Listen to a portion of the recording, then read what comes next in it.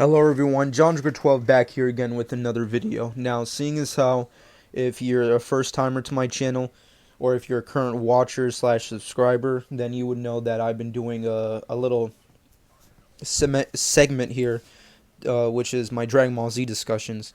Now, most of these discussions has been fully focused on live action films, and I've decided to split that into like a little mini series that I like to call it, and this is the part 2 of this little mini series. And of course I'll have the part 1 in the description, but I know it's been a while since I did one of these, but it's because like I don't know, I kind of feel I don't really want my channel to be based around one subject, so I tend to have these specific videos, specifically DBZ videos, spread out a good while, because if I just strictly made my channel DBZ videos, then you would get non-stop videos of me constantly talking about shit you probably don't care about or just piss you off. So I'm just gonna spread them out as much as possible. But uh, for those of you who don't know, I started this little mini series titled "Making a Dragon Ball Live Action Franchise." Of course, 20th Century Fox dropped the ball, and of course, fans all across the world are just in mourning.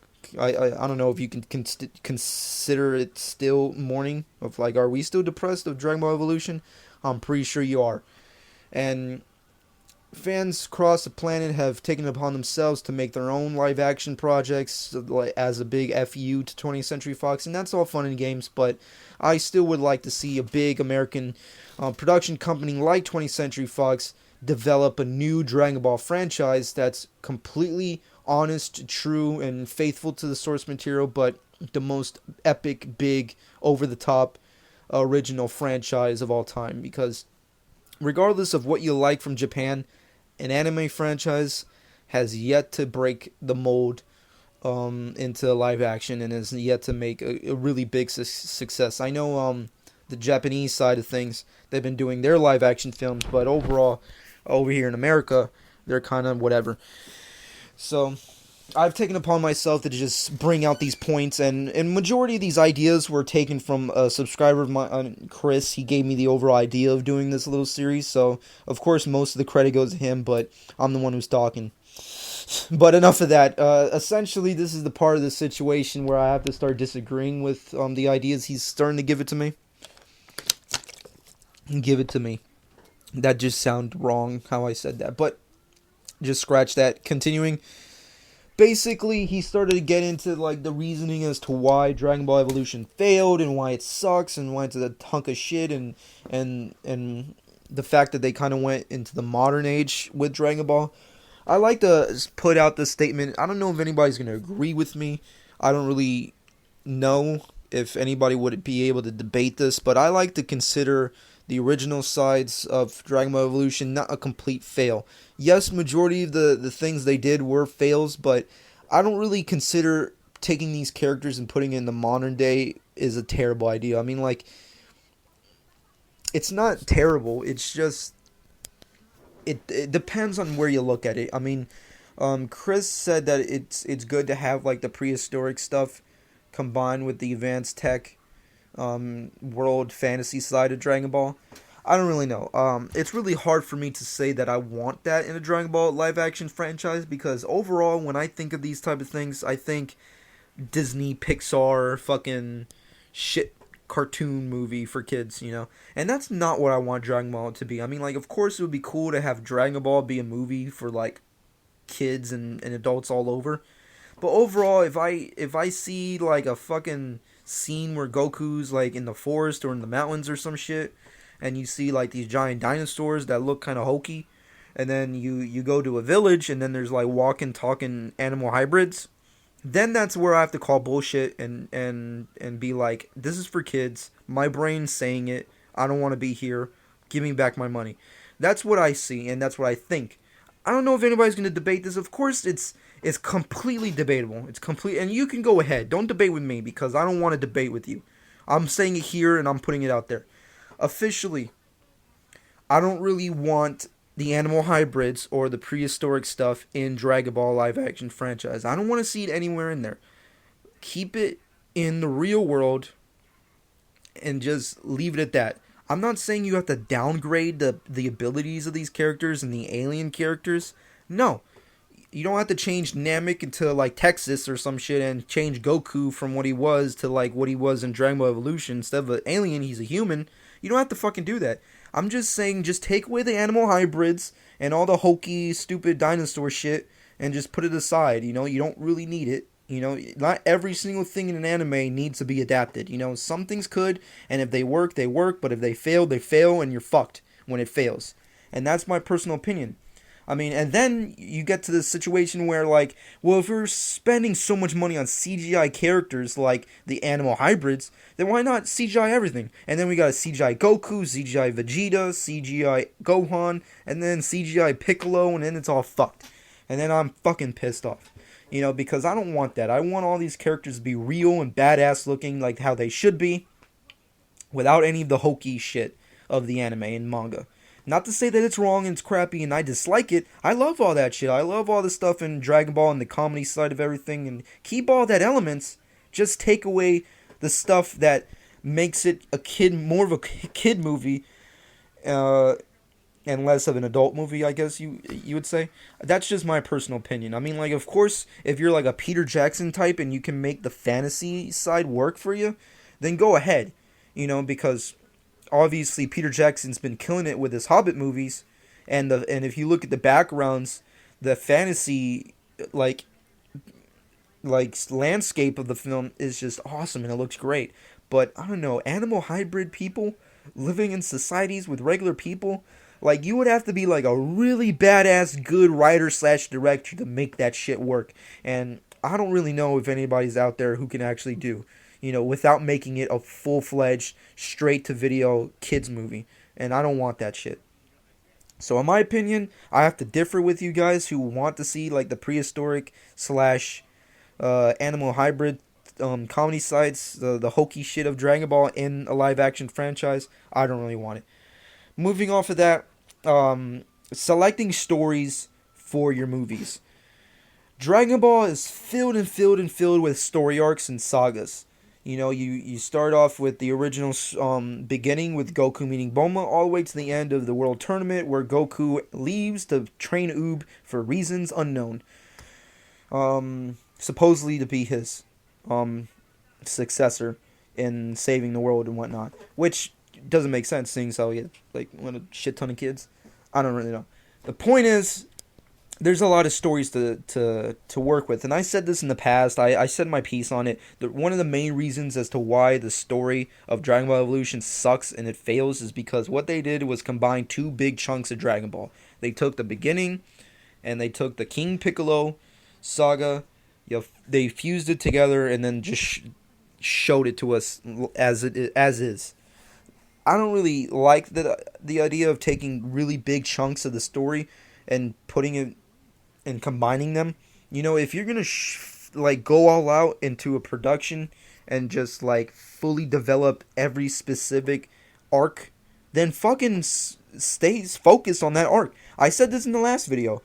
My movie franchise would be like, if I was gonna do it, my phase 1 would be the first movie, the beginning of the Saiyan arc, all the way to the death of Raditz and Goku. Second film, Goku vs. Vegeta. And third and possible fourth film would be the Space Adventures / Namek Journey / Goku vs. Frieza becoming Super Saiyan and all that nonsense.